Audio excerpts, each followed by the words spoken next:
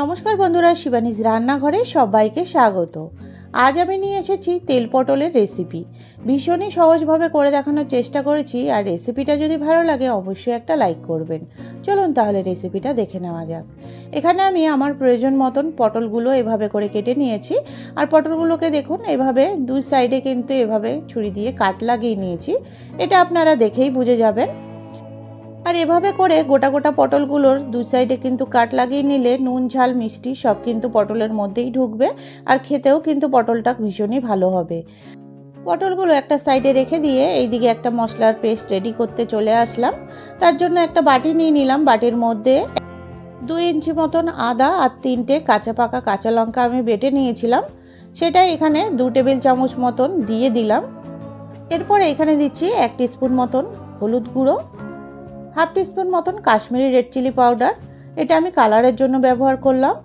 আর এখানে 1 টিস্পুন দিচ্ছি ধনিয়া গুঁড়ো, আর 1 টিস্পুন দিচ্ছি এখানে জিরের গুঁড়ো।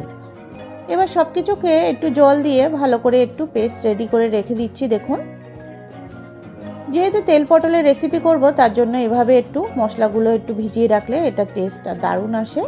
আর এখানে দেখুন একটা মিডিয়াম সাইজের টমেটো এভাবে একটু পেস্ট করে নিয়ে নিলাম। তারপরে গ্যাসের ওভেনে একটা কড়াই বসিয়ে দিয়েছি। কড়াইটা হালকা গরম হয়ে এসছে। এরপরে এখানে আমি দিয়ে দেবো পরিমাণ মতন সর্ষের তেল। যেহেতু আমি এখানে তেল পটল করছি, তেলের পরিমাণটা একটু বেশি দিলেই ভালো হয়।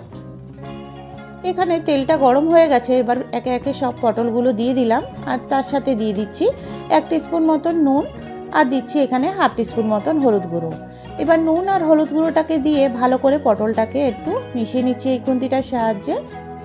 এটাকে আমি হাই ফ্লেমে একটু ভাজা ভাজা করে একদম সিম করে 2 থেকে 3 মিনিটের জন্য একটু ঢেকে দিয়েছিলাম। ঢাকা খুলে দেখুন পটলগুলো কিন্তু হালকা রং ধরা শুরু হয়ে গেছে। এভাবে আবার একটু হাই ফ্লেমে নাড়াচাড়া করে একদম সিম করে আবার আমি 2 থেকে 3 মিনিটের জন্য একটু ঢেকে দেব।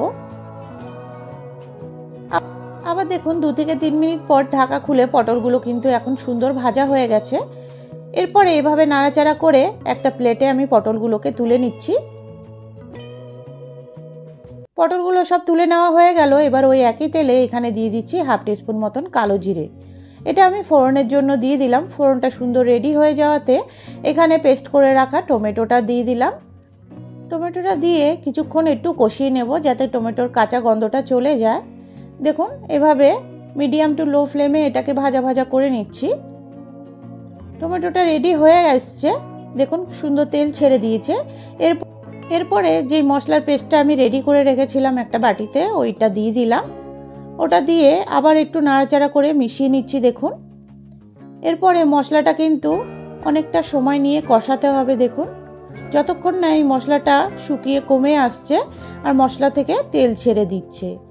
এরপরে এখানে দিয়ে দিচ্ছি হাফ টিস্পুন মতন নুন। নুনটা একটু বুঝে দিতে হবে, যেহেতু পটল ভাজার সময় আমরা নুন দিয়েছি তার জন্য নুনটা আমি বুঝেই দিলাম। নুনটা দিয়ে আবার কিছুক্ষণ একটু মিশিয়ে নিয়েছি। তারপরে দিয়ে দিচ্ছি 1 টিস্পুন মতন চিনি। চিনিটা কিন্তু অবশ্যই দিতে হবে, তাহলে কিন্তু এর টেস্টটা দারুণ আসবে। চিনিটা দিয়েও আবার নাড়াচাড়া করে দেখুন মশলাটা কিন্তু একদম কষে এসছে আর তেলটাও সেপারেট হওয়া শুরু করে দিয়েছে। এবার ভেজে রাখা পটলগুলো সব দিয়ে দিচ্ছি। পটলগুলো দিয়ে এভাবে খুন্তির সাহায্যে একটু নাড়াচাড়া করে মিশিয়ে নিলাম। 2 থেকে 3 মিনিট মতন একটু কষিয়ে নিচ্ছি। দেখুন এরপরে বাটিতে যেই মশলাটা রেখেছিলাম সেই বাটিটা ধুয়ে একটু জল দিয়ে দিচ্ছি। এটা গ্রেভির জন্যই দিচ্ছি। আর এই তেল পটল রেসিপিতে কিন্তু বেশি গ্রেভি হয় না, একটু গা মাখো মাখো হয়। তারপরে দেখুন এইটা 2-3 মিনিট মতন একটু সিম করে ঢেকে দিয়েছিলাম। এবার 2 থেকে 3 মিনিট পর ঢাকা খুলে দেখুন একটু নাড়াচাড়া করে দিচ্ছি। আবার আমি 2 থেকে 3 মিনিটের জন্য একটু সিম করে ঢেকে দেব, যাতে পটলটাও খুব সুন্দরভাবে সেদ্ধ হয়ে যায় আর গ্রেভিটাও কিন্তু একদম শুকিয়ে আসে। দেখুন এটা কিন্তু একদম মাখো মাখো হয়ে এসছে। এরপরে এখানে খুব সামান্য আমি এখানে গরম মশলা ব্যবহার করছি। আপনারা যদি চান তবে গরম মশলাটা নাও দিতে পারেন। গরম মশলাটা দিয়ে এভাবে একটু নাড়াচাড়া করে দিলাম। আর এখন কিন্তু আমাদের তেল পটল পুরোপুরি রেডি। দেখুন কতটা সুন্দর হয়েছে।